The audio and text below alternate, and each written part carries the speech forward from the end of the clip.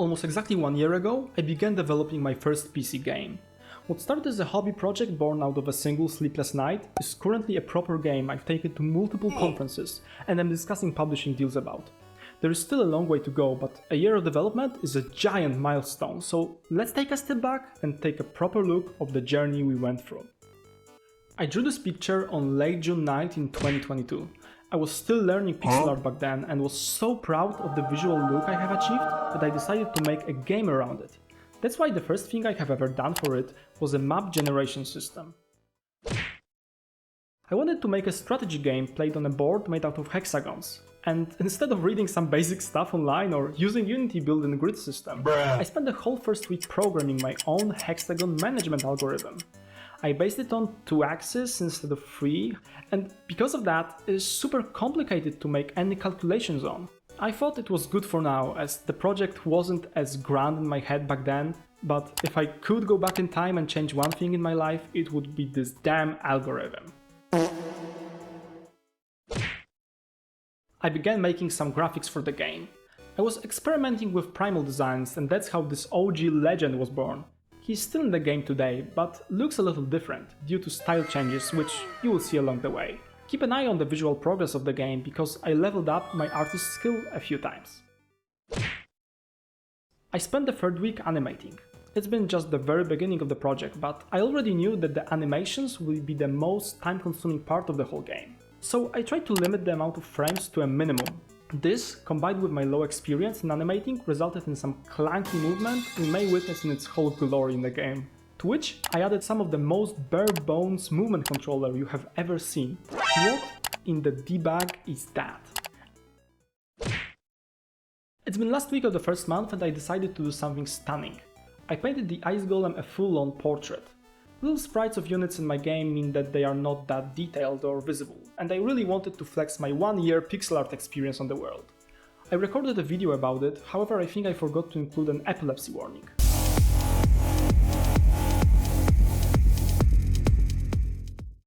I have the first month of development behind me. At this point I was super hyped about the project and just really enjoyed experimenting and doing new stuff. I was slowly realizing the scope of the game and that it may be something bigger than anticipated. Next week, I finally made a proper walking system, but it was my toughest challenge yet. Not using the Unity grid system, I had to write my own pathfinding from scratch.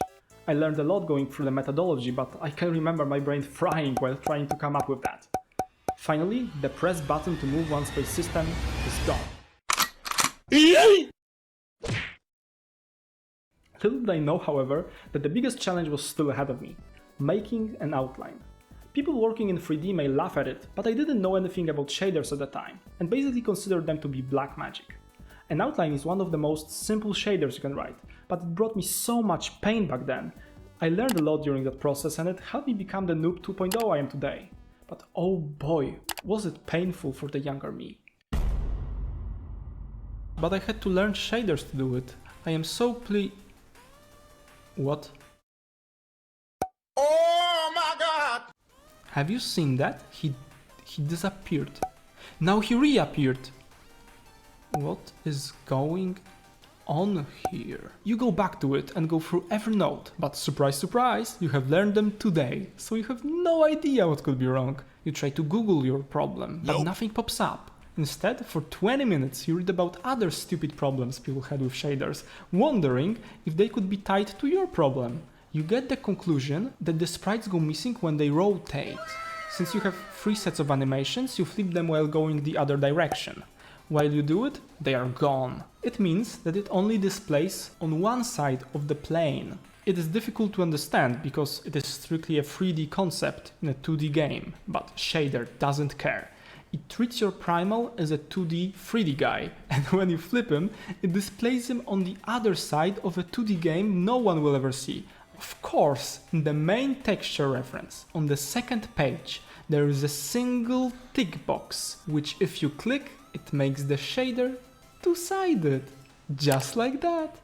A single click resolves your problem. They ask you how you are, you just have to say that you're fine when you're not really fine. Welcome in game dev hell. This video was also my biggest one ever, and it's because of this affiliation with watching developers suffer that I have the smallest yet best Discord community today. But enough of that, because we have to hurry and make some top quality memes. At this point I was making a combat tracker. I made a fancy animation for it to move, but encountered some pesky flashing when the bar was updated. So that is when my humongous brain decided that the only way to fix that is to take a screenshot of the tracker, display it for a split second while the bar is updating, and hide it again. You don't want to be like this. This is disgusting. I've never seen a more stupid solution in my whole life. The only thing I needed to realistically do was to wait for the end of the frame with making the update. And the worst part about it is the fact that I even used the wait for the end of the frame command in my screenshot function. So it stayed in the game for another year the stupid way for no reason. Now came the last week of the second month of work, and I finally started to implement combat. Primals could attack and kill each other now. It's really funny to see those attack indicators being displayed on everything in range and just allowing you to choose between them. It doesn't work that way anymore since long-range abilities tended to cover the whole map. However, I had more in mind than just simple walking and attacking. This marked the end of the second month of work. I was moving forward and was laying the necessary foundations for the rest of the game to be constructed upon. What started as a single image was at this point accepted by me as a huge project, needed to be finished and my biggest priority. I needed some breaks from coding, so I started next week with making a new biome. Take a real good look, because it is no longer in the game.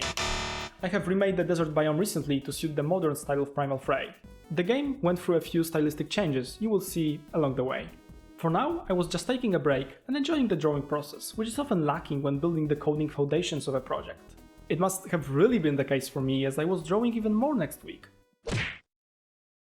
I tried to repaint the tiles I had in the game to give them a more painterly look. It was also my face reveal time. Tiles I have painted were much prettier, but later proved to be too detailed and eye-catching to know what's going on in the game. But they form a basis of what I have in the game today. I also added waterfalls, which is the best addition ever, if you ask me. Here you can see the before and after comparison. No way, right? No shot. I remember this moment being the one I really thought that the game was coming together and started to look amazing. You can also see that I have repainted my ice golem to fit the new aesthetic. Another week came by and it was time to work on abilities. I spent a lot of time researching abilities in other games to create a robust system in which there would be little hard coding. I came up with a solution in which I can swap abilities and values on the fly, and it made my primal design process very easy in the future months, where the abilities became really convoluted. I can of course change many things. I can change the attack, for example. If I make it 20 range and like 100 damage, which I can do, I will be able to just punch my enemy through the whole map and kill him in one shot, right? Also, look at this UI! At this point I was working with a bigger resolution than I am today, and you can see that all the icons are huge! Next week I work on abilities some more, creating AoE spells and push effects. Nice! I was also super hyped about the system I created for them. So if we punch someone from downtown, he will be pushed. Cool. So using those new ideas, we can really easily change things. So for example, we can change this tick box, and now our spell won't push us. So easy, right? Change its size to 2. Like, look at this monster. As you can see, the codebase was growing a lot at this point, and it marked the beginning of a never-ending bug-fixing duty. You saw that? It flew backwards, right? This marked the end of the third month. It was the most productive month so far. I was getting into the zone and both visuals and code really improved throughout it. While I was working on abilities a lot, I decided that it's finally time to add another character to my game.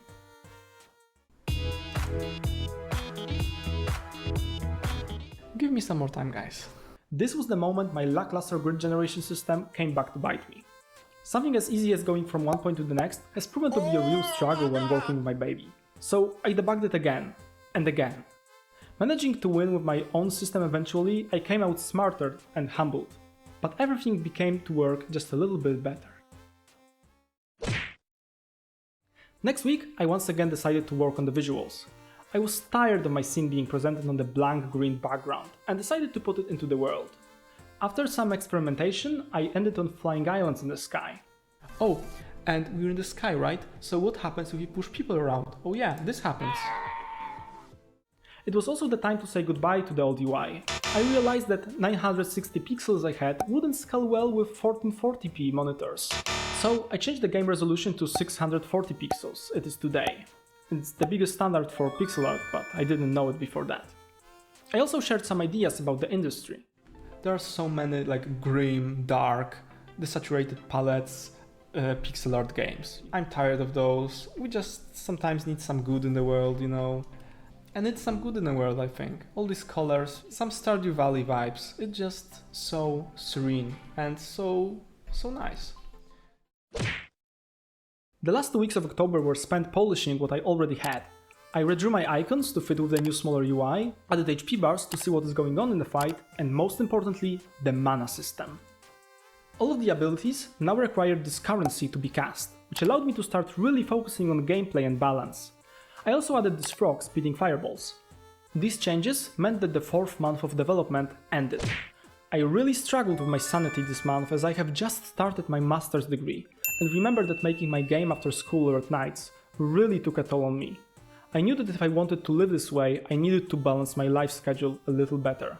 What this meant for me the most is to cut down on video production, as it was taking a lot of time I no longer had. Lack of videos meant a lack of documentation, and that means that from now on, we cannot go week by week anymore. Despite the increased workload, I really wanted to dial in the gameplay in November. I had the majority of the systems needed for a demo ready, and couldn't wait to enjoy the game with my friends. To test the game properly though, I needed more primals. So I added my first green primal, Robus, and also repainted the bunch I already had. It meant 8 primals with different abilities total to test. I thought similar primals, but from different elements, suit the game quite well, and these are just the compromises you have to make as a solo dev. I then made a main menu, so that you can choose primals to fight and thus created the hot seat local multiplayer. Before I could show the game to my friends, however, I had to test it with my 2 most trusted advisors. Let's show them internet people how to play the game. Alright. Yeah, exchange places with the blue guy. Smack the flying guy. Yeah. Ooh! Huh? Another one to your list, my friend, another bug. The game was quite fun, despite having a lot of bugs. So I spent the next few weeks trying to get rid of as many as I could. That marked the end of 5th month of development. Testing the game gave me new strength to go forward, but also pointed out many flaws that needed to be addressed. So, in December, I decided to fix some of those. I began with making a map editor. Randomly generated maps were fun, but too chaotic and random for PvP. I decided it would be best to make a dedicated tool for me to use in the future. I also added sounds to my game. The concept was really simple. Whenever a primal attacks its opponents, I need to play a sound. Adding sounds and music made the experience way more immersive. Just compare loading the game with and without sounds.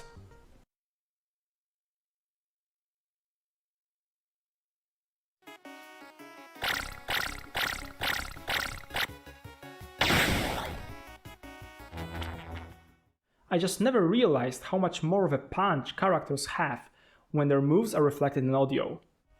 The Flower Man punches like this, and my Golem like this. I also added a few features to aid the user experience.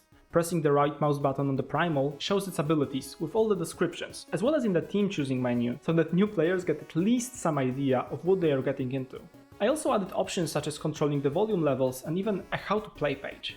I was full into working on small details mode.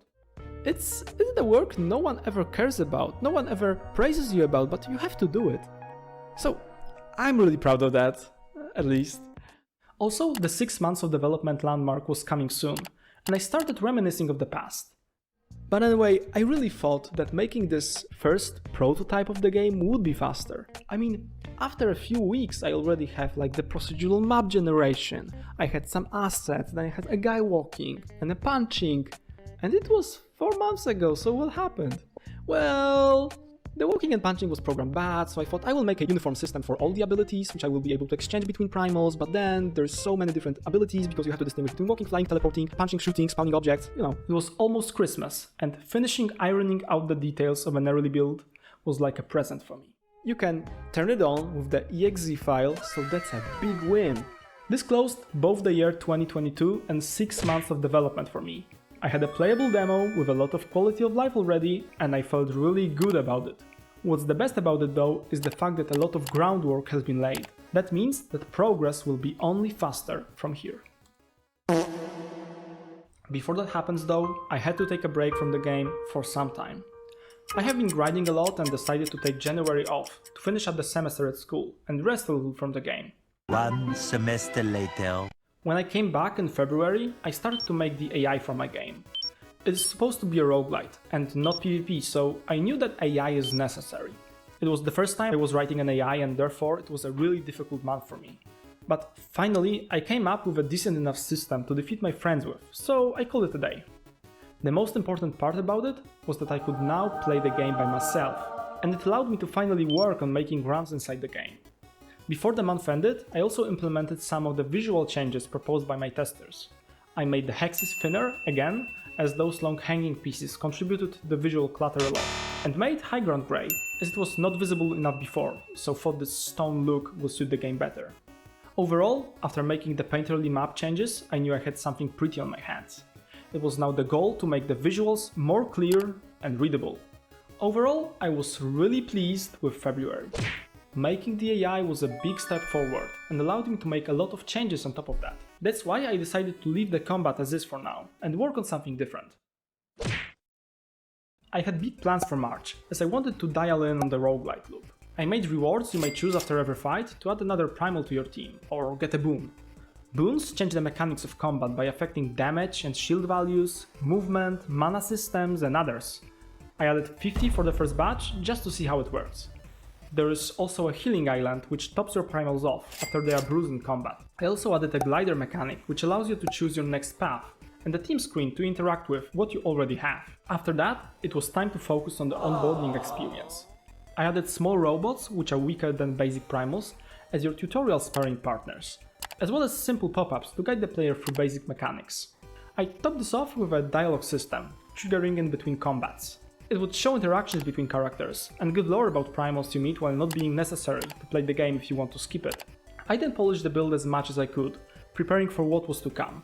I was supposed to go to my first ever offline convent. That sums up the 9th month of development. At the end of it, I was surprised that it is possible to do so much in a single month. I guess it also shows that core mechanics such as combat are the real time consumers. No time to ponder on that though, as it's time to show the game to the world. My first ever convent was a blast. I came to the event with like notebook and people were like playing, minding their own time, and I was standing behind them and like noting stuff, and they were like glancing over, what are you doing? What are you doing? Am I doing something wrong? And I was like, people were super nice and supportive and pointed out some of the quality of life improvements I should include in the game. I made the hexes bigger, reworked the HP bars to be less split apart, and changed the background. I also changed the water because people were telling me that the old water was too static and that it should move more. So I did just that. It was nice to have descriptions of abilities, but the font I used was unreadable, so I designed my own font to counter that. Then I took some of a well-deserved break before jumping back into designing new primals and a boss the next month. So this was the whole April done. I was super glad with the event I went to, but also spent a lot of time doing things for school, so overall it wasn't the most intense development time ever. This was going to change in May, however. I had 2 more events planned and I wanted to use this opportunity to test a more finished version of the game. So I jumped right into work implementing cash, which you can spend in a merchant's shop. I have also painted the nature biome merchant, who is a panda named Azurius. At this point, I had a lot of lore pre-planned. It was just a matter of fitting it into the game. One of such lore elements was Security Mechator, a robot boss, serving as an introductory boss to the game. In most games, you beat bosses by dodging attacks, but it's impossible to do in turn-based games. In strategy games, we cannot test the player on roll reflexes or timing attacks. The main challenge will be to design the bosses in a way to leave some space for that sweet skill expression. I've come up with a plan to go around the limitations I've mentioned before about skill. If the player cannot dodge bosses' abilities, I will enable him to interact with them in other ways instead. Mechator has giant arms, perfect for swinging. I have crafted his arena to be divided into left and right space. Each time he attacks, he will choose either left or right swipe. With a little knowledge, a skilled player may bait his attack to occur on the side that is advantageous for him and protect his powerful squishy who deals damage instead. 2 attacks are not enough though, especially so that the boss has no way of hitting enemies on further away hexes. That's why I decided to add him a rocket attack for good measure. This way, a fight becomes a juggle between 3 main areas targeted by a boss, and skill may be expressed through planning and moving between them in such a way to manipulate the boss to do what we want. It is especially satisfying if we make it kill its own allies, and is a cool representation of what this initiative-driven mechanic allows us to do. I also added a Primal Codex, which will be a place to gather all the stats and collect Primal glossaries. I know there are players who enjoy the grind, so I wanted to give them some opportunities to do so, unlocking primals, or even beating all bosses with each and every one, to get unique rewards. I also added a run-end panel, with all the stats and time spent doing so, for the speedrunning community. One last thing I did before the upcoming events was a Steam page. It is a place you can go to if you want to wishlist the game, or be notified when a demo launches. With that in mind, I went to 2 even bigger events in May, showcasing the game to a variety of players and developers. It was then I made some friends in the industry and started talking with the publishers, one of whom may help me publish Primal Fray in the future. This sums up the 11th month of development. I was quickly approaching the 1-year mark and there was still a lot to be done, so I couldn't rest. The next month, I added some systems which are still missing in the game. First of which is a base you come back to after a failed run. It serves as a hub in which you may spend your hard-earned gems to buy upgrades and gear yourself more before the next run.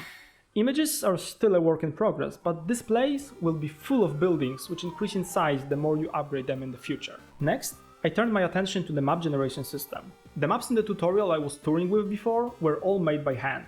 It meant they weren't as fun to play multiple times. My old system though was way too random to create reliable maps. That's why I've created a new, better system based on pre-crafted pieces. I stitched them together to create the whole map. It made a huge difference in joy that my game brought to players. Then I made a second boss. This time I knew what I was dealing with and could go full in on the design.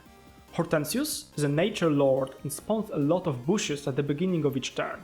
At the end of the turn, however, he turns all of them into his minions. The goal of the fight is to balance dealing damage to him with clearing out the bushes. Not to get overwhelmed, but to also ensure you are hitting the boss from time to time.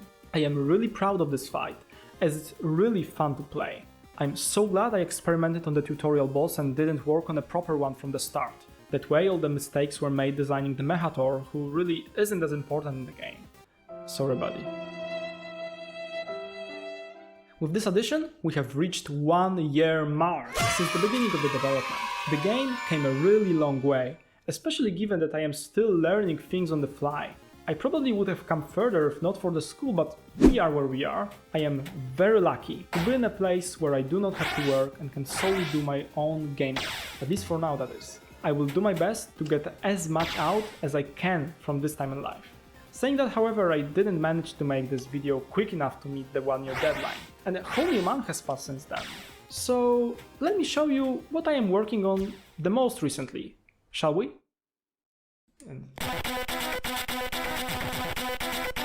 This month I finally had holidays and could get a lot done because of that.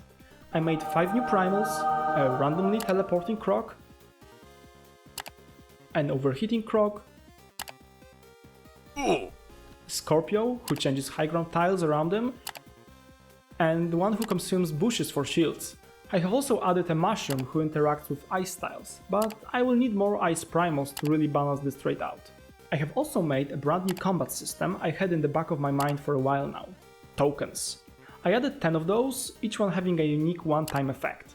It allows me to introduce abilities which stun, slow, or deal damage over time, which I had in mind for almost half a year now. These changes meant that I finally had all the nature primals from tier 1 done. This allowed me to finally test the nature biome with its boss in the end, in its wholeness. I had a lot of time playing and balancing the game. Beside those changes, it is always bug fixing and small improvement duty. Minuscule tasks to do, increase in number over time, and are things too small to share, but definitely need to be done for the game to feel polished. I will be constantly making those, until release, and probably even after. And that marks the 13th month of development, and the last one I have for this video. With addition of the base and tokens, most of the systems are really finally done. Now what awaits me is more primals, more bosses, and more biomes. And a lot more testing. Now that you have watched till the very end, let me thank you a lot. Thank you for staying this far with me. If you are looking forward to playing the game, let me tell you that I will try to release it in November 2024. So after 13 months we are almost halfway there. The date may change of course, but if you want to be notified when it happens, wishlist the game on Steam or join my Discord. It's the first place all of the updates come to, and for sure there will be a demo released before the game's full launch, so stay tuned for that. Have a wonderful day, week and a year. Cheers guys!